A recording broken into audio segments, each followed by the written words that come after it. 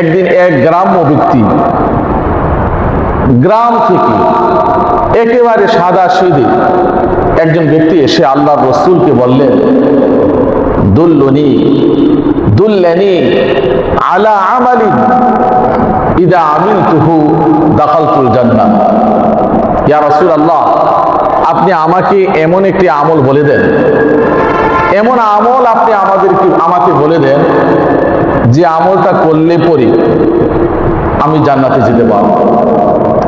আমি জান্নাতে যেতে পারবো এমন একটা আমল আপনি আমাকে বলে দেন। আল্লাহর রাসূল তার প্রতি উত্তরে কিছু আমলের কথা বলে দিয়েছেন, যে আমলগুলি সে কখনো ছাড়বে না সেই প্রতিজ্ঞা করেছেন। ফলে আল্লাহর রাসূল তাকে দুনিয়াতে জান্নাতের সুসংবাদ দিয়েছেন। সুবহানাল্লাহ। ওই ব্যক্তি যখন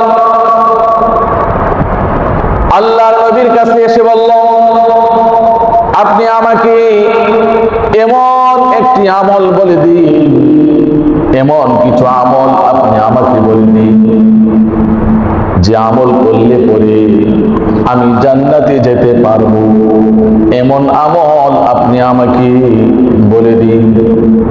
আল্লাহর রাসূল বললেন, তা'বুদুল্লাহ ওয়া লা তুশরিকু বিহি শাইআ। তুমি আল্লাহর ইবাদত করো, তার সাথে কাউকে শরীক করবে না। ওয়া তুকিমুস সালাতাল মাফরুদা, ফরজ নামাজগুলি ঠিকভাবে আদায় করো। ওয়া তুআদ্দিজ যাকাতাল মাফরুদা, যাকাত প্রদান করো। ওয়া তাসুম রমাদান, এবং রমজান মাসের রোজা রাখো। শুধুমাত্র ফরজ আমলগুলি ওই ব্যক্তিকে বলেছেন, ওই ব্যক্তি খুব মনোযোগ দিয়ে শ্রবণ করলেন।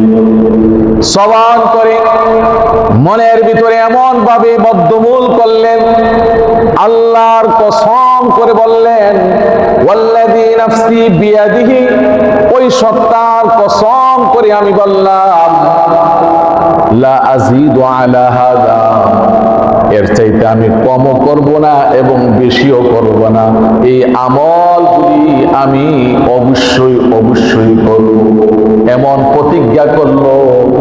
ওই ব্যক্তি যখন এই আমলগুলি কথা শুনে এমন প্রতিজ্ঞা করে আল্লাহর রাসূলের কাছ থেকে বের হলেন, আল্লাহর নবী সাহাবায়ে কিরামকে দেখিয়ে বললেন, মান সারাহু আন ইয়ানজুরা আলা রাজুলিন মিন হাযিহিল জান্নাহ ইলা রাজুলিন মিন আহলিল জান্নাহ ফালইয়ানজুর ইলা হাযা।